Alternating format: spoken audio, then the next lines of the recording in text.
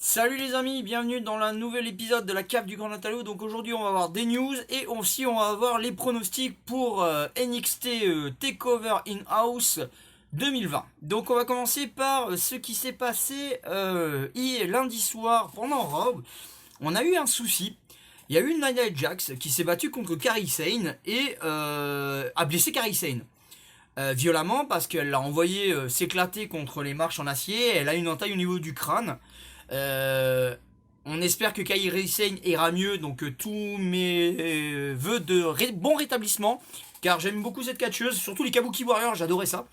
Donc voilà, et il y a une polémique qui est arrivée, les fans sur internet se sont plaints énormément du comportement de Nia Jax pendant ce match, et donc ils ont décidé de, de s'énerver un petit peu et de demander qu'elle soit virée. Et en fait, on s'est rendu compte qu'il n'y a pas que les fans sur les réseaux sociaux qui accusent qu'elle est dangereuse, il y a aussi les gens dans les coulisses. En effet, Brian Lavaré a reçu un message dans l'employé de la fédération de Vince McMahon, qui est resté anonyme. Il va pas de main morte. Cette personne dit au sujet de la blessure de Kairi Sane. Il dit que c'est de la faute de Nia Jax à 1000%. Elle a besoin d'être virée, bordel. Elle est dangereuse, virez-la avant qu'elle tue quelqu'un ou qu'elle paralyse quelqu'un. Donc vous voyez à quel point on en est. Donc le message est clair. On verra suivant si la WWE accepte ou non de faire ce que demandent les fans et ce que a demandé cette anonyme personne qui travaille pour Vince McMahon. Mais pour moi, honnêtement, on est mal barré. Parce que si Nia Jax devient aussi méchante que ça, n'oubliez pas qu'elle a éclaté le nez de Becky Lynch à l'époque où on avait quand même le Royal Rumble féminin, où il y a eu la première fois pas le Royal Rumble, c'était le SmackDown Raw ou NXT. SmackDown Raw, et Becky Lynch faisait partie de SmackDown. Elle s'est fait éclater. Nia Jax lui a éclaté le nez à cette époque-là. Donc voilà, je pense que c'est pas une bonne chose de la garder. C'est Survivor Series, voilà, exactement. Je me souviens, c'est Survivor Series. Donc voilà. Pour moi, Nia Jax est un peu trop violente. Dites-moi ce que vous en pensez dans les commentaires. Et puis on en discute. Il n'y a aucun souci, ça sera un grand plaisir. Ensuite, nous avons des petites news intéressantes. Shaylee Green est de retour dans le roster principal. Shaylee Green est une pâle copie. Est une catcheuse qui était dans le roster, va arriver dans le roster principal au cours de la semaine. Kurt Angle l'a présenté Matt Reed à SmackDown la semaine dernière, tandis que Dominic Djokovic est arrivé chez Raw cette semaine. Donc voilà. Donc beaucoup de catcheurs de NXT sont transférés dans le roster principal parce que le roster principal se vide de plus en plus. Parce qu'il y a beaucoup de gens qui décident de partir à la EW. D'ailleurs, si vous n'êtes pas au courant, mais The Revival est de nouveau arrivé à la EW. Voilà. Il s'appelle TRP, je crois, un truc comme ça. Donc ils sont arrivés, donc c'est cool. Donc on va voir ce que ça va donner. Ils ont déjà sauvé les Young Bucks pendant un match. Donc voilà. Donc ça commence à venir, donc ça c'est cool. Donc là pareil, ils font venir des petites jeunettes pour donner un coup de main parce que il y a plus rien au roster. Quand vous voyez que Charlotte Flair est descendue en NXT, quand vous voyez que Becky Lynch est enceinte, vous voyez que maintenant c'est Asuka qui a récupéré le championnat de Raw par féminine, Bayley sert à rien. Donc voilà, non, il faut renouveler. Donc voilà, donc peut-être que on verra avant la fin de la.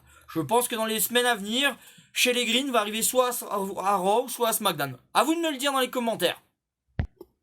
Ensuite, nous allons passer à la phase la plus intéressante qui s'est préparée lundi 1er juin pendant le Raw qui a été diffusé. La WWE nous avait annoncé la cérémonie de retraite pour Rey Mysterio. Et voilà que le show du 1er juin se déroule et ouvre cette cérémonie. Et là, on voit Seth Rollins sur le ring avec Austin Theory et Buddy Murphy par terre, en train d'expliquer que Rey Mysterio a fait son temps, qu'il fallait sacrifier Rey Mysterio pour que Raw se sente mieux. Donc il jouait son rôle de Messie à fond. Quand il a commencé à dire qu'il serait heureux d'introduire lui-même Rey Mysterio au Hall of Fame. Le Raw se passe. Et là, à ce moment-là, quelques heures plus tard, il y a Rey Mysterio qui se trouve présenté en via satellite avec son fils Dominique à côté chez lui. il exprime que il ne pourra pas, il sait pas quand est-ce qu'il va le revenir parce qu'il veut pas que, si ça s'infecte, c'est fini.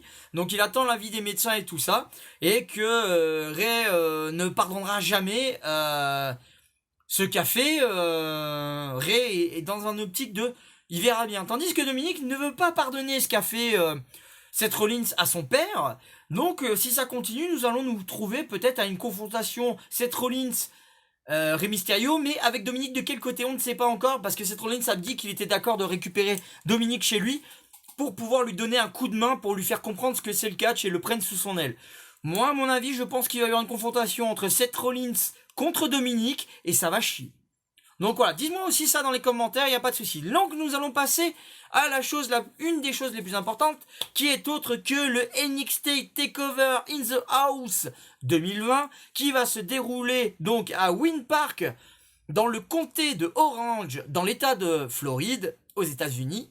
Il aura lieu donc le dimanche 7 juin, et sera à 1h du matin, heure parisienne, et à 19h, heure de Montréal. Il sera diffusé donc sur le W Network, comme d'habitude. Pour l'instant, on ne sait pas s'il y a de pré-show. Comme d'habitude, on ne sait pas avec la WWE. Et donc, la carte est faite de 6 matchs. Donc, le premier match sera donc NXT Champion match simple. Adam Cole contre Velvet et Dream. Seul problème, c'est que c'est la dernière fois que Velvet et Dream peut récupérer le championnat. Donc, Adam Cole détient le record de la plus longue longévité de ce titre. Faut pas oublier que Adam Cole, normalement, son contrat se termine avec la WWE aussi. Donc, la question se pose, vont-ils lui faire garder ce titre et pas le virer et lui faire re-signer un contrat, ou vont-ils lui faire perdre ce titre contre Velvet et Dream pour qu'il ait se casser. Donc, vous savez très bien que, vu que la connaissance d'Adam Cole, il ira soit à la AEW, soit il ira dans d'autres filiales. Mais moi, je pense que s'il part, il ira à la AEW. Vu qu'on récupère, le AEW récupère un roster, mais comme c'est pas possible, ça va être énorme. Donc pour moi, c'est une victoire d'Adam Cole, difficile, mais une victoire d'Adam Cole. Ensuite, nous aurons donc le NXT Women's Champion triple menace, donc avec Rhea Ripley, l'ancienne championne qui l'a perdue à WrestleMania 36, Charlotte Flair, celle qui sert à rien et qui l'a récupérée à WrestleMania 36, et Io Shirai. Et là, ça va être un beau match. Et pour moi, je pense une victoire de Io Shirai. Je pense qu'ils vont la faire gagner pour récupérer un push qui peut être intéressant. Pour moi, ça va être comme ça. Ensuite, nous avons un autre match qui n'est autre que Tommaso Ciampa contre Karrion Kroos. Et pour moi, c'est Kroos qui gagne parce que j'aime pas Tommaso Ciampa. Ah oui, j'ai oublié de vous dire que Kroos sera accompagné de Scarlett, jolie petite blonde qui me fait penser à Kelly.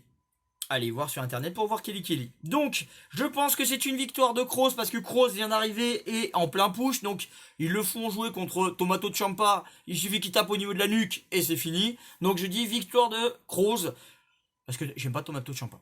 Voilà. Désolé à ceux qui aiment Tommaso Ciampa, mais moi je l'aime pas. Voilà. Sinon, nous aurons un autre match simple. Finn Balor contre Damien Priest.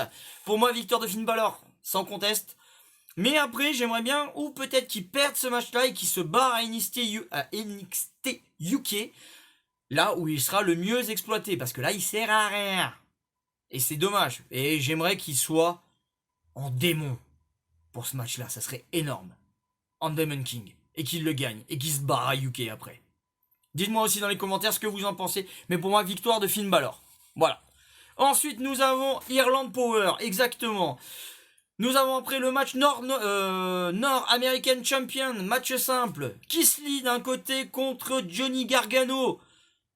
Il n'y a pas de débouché dans ce film ou dans ce match. Pour moi, c'est victoire de Keith Lee sans problème. Keith Lee, 1m98, 198 kg, un beau bébé qui va faire des moonsaults, qui est aérien comme c'est pas possible. Pour moi, c'est une victoire de Keith Lee. Il n'y a pas de souci.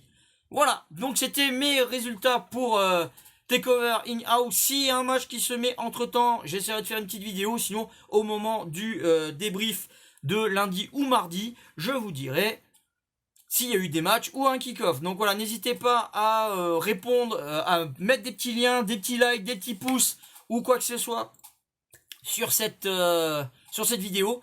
Je sais que vous êtes pas mal à regarder, bah c'est cool, ça me fait plaisir.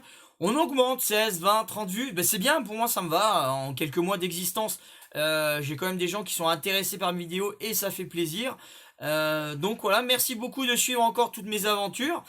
Elles vont avancer, les vidéos vont évoluer, il va y avoir du matos qui va arriver. Donc ne vous inquiétez pas de ça, ça va changer tout plein et tout ça. Donc voilà, n'hésitez pas à mettre vos commentaires, vos petits pouces. Prenez soin de vous, mettez vos masques dans les transports, protégez-vous, protégez les vôtres. Et de toute façon, il vous reste plus que quelque chose à faire, c'est soit jouer à du catch sur les consoles, regarder du catch, les vieux matchs où on a du public, et ça, c'est ça qui est bon. Et ah oui, tiens, mettez dans les commentaires tous ceux, quel est le match que vous avez adoré depuis que vous regardez du catch. Moi, par exemple, mon match préféré, c'est Undertaker Mankind, le deuxième ou le troisième match en Hell in a Cell, où l'Undertaker balance Mankind du toit de la cage, et qui a failli s'éclater la tête contre les barrières d'insécurité. Donc voilà, ce match est très très bon, vous le trouvez facilement, Undertaker Mankind, c'est un des plus gros matchs du moment en rétro. Après voilà, dites-moi ce que vous en pensez, ou sinon il y en a un autre que j'aime bien, c'est Finn Balor, non, le démon contre Seth Rollins pour la ceinture universelle. Et oui, le premier détenteur c'est quand même Finn Balor. Donc voilà, écoutez, plein de bisous à vous, prenez soin de vous, n'hésitez pas à me laisser des commentaires, à me demander des questions, et puis voilà, bye bye, ciao.